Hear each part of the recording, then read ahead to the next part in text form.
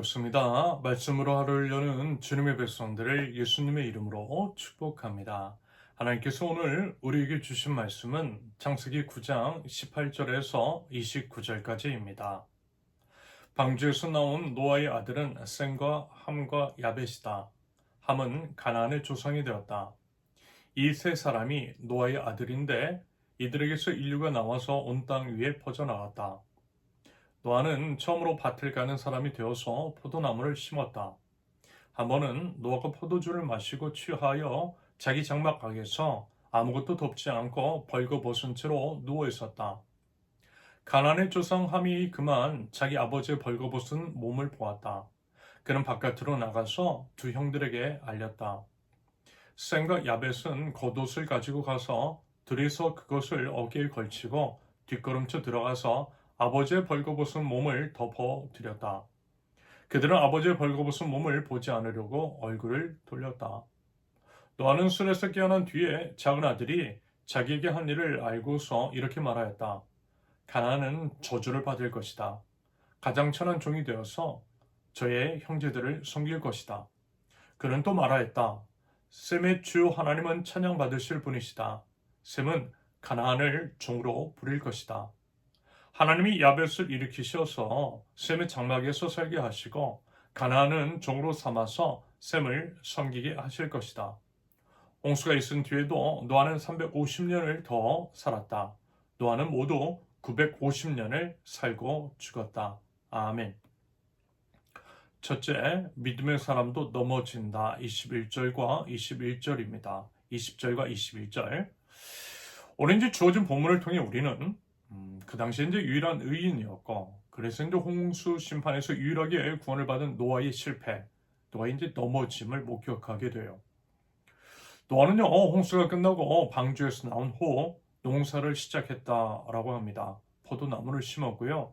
포도나무 열매로 빚은 포도주를 마시다가 그만 이제 취해서 장막 안에서 아무것도 덮지 않고 벌거벗고 누워 있었던 것 같아요. 믿음의 사람 노아가요, 실수를 하고 그만 넘어졌던 거예요.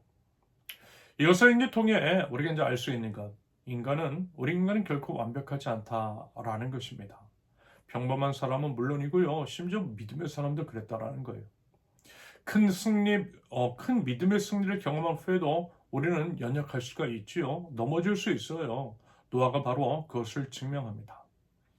노아는 120년 동안 방주를 지으며 하나님께 순종했습니다. 그래서 구원의 승리를 경험했어요. 하지만 그랬던 노아도 방심을 했고 방심했던 그 순간에 넘어졌다라는 거예요.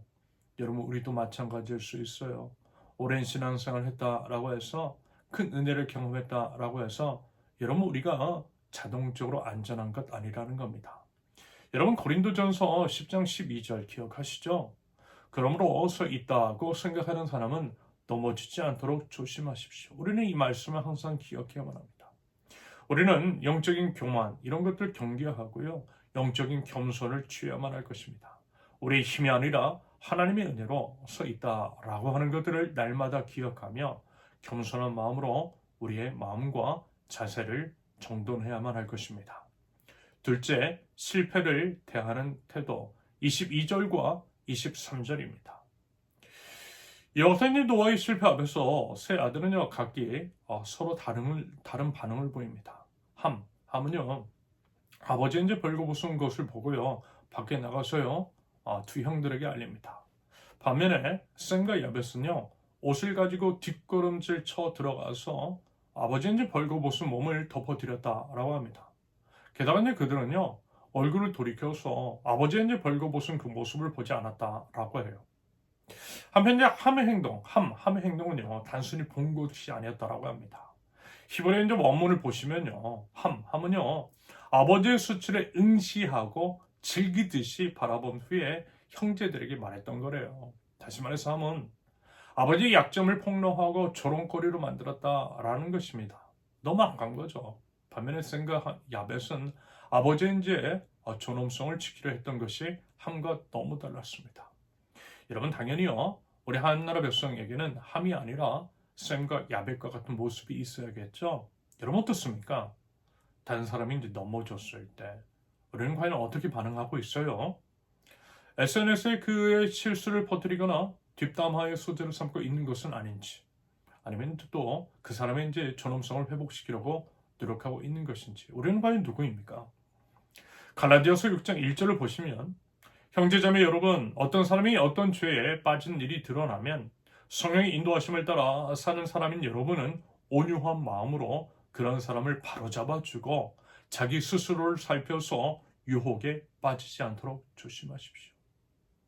우리 하나님 나라 백성들은 남의 허물을 덮어주고 회복시켜주고 존중하는 사람이어야만 할 것입니다.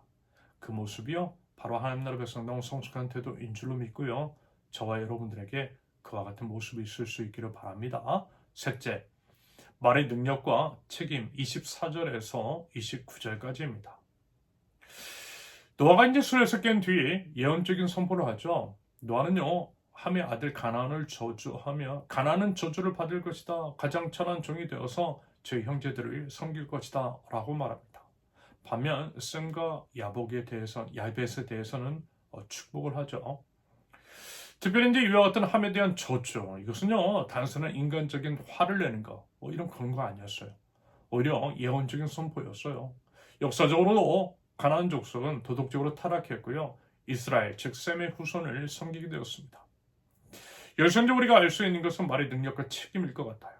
맞아요, 여러분. 우리 말은요, 생명을 살리기도 하고 죽이기도 합니다. 잠언 18장 21절을 보면, 죽고 사는 것이 혀의 힘에 달렸으니 혀를 잘 쓰는 사람은 그 열매를 먹는다. 죽고 사는 것이 혀의 힘에 달렸으니 혀를 잘 쓰는 사람은 그 열매를 맺는다. 특별히요, 부모의 말 있죠. 부모의 말은요, 특별히 이제 자녀에게 큰 영향을 미칩니다.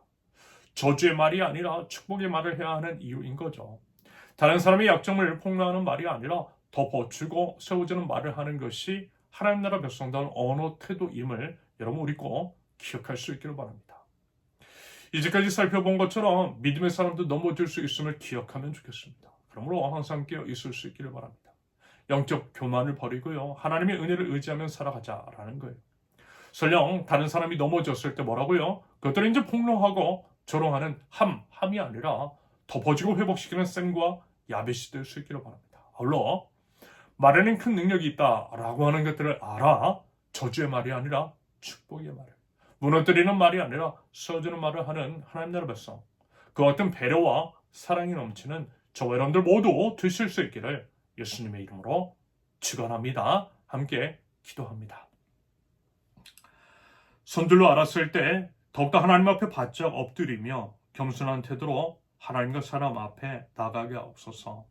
제 힘과 지혜와 능력이 아니라 오직 우리 주님 의지하고 오직 우리 주님 안에서 서로의 허물을 덮어주며 서로의 회복을 위해서 힘쓰고 긍정과 사랑의 언어로 서로를 세워줄 줄 아는 하나님 나라 백성들 저희 될 수 있도록 하나님 저희를 인도하여 주시옵소서. 예수님의 이름으로 기도합니다. 아멘. 하나님께서 오늘 주신 말씀과 각자의 기도 제목을 놓고 우리 잠시 기도합니다.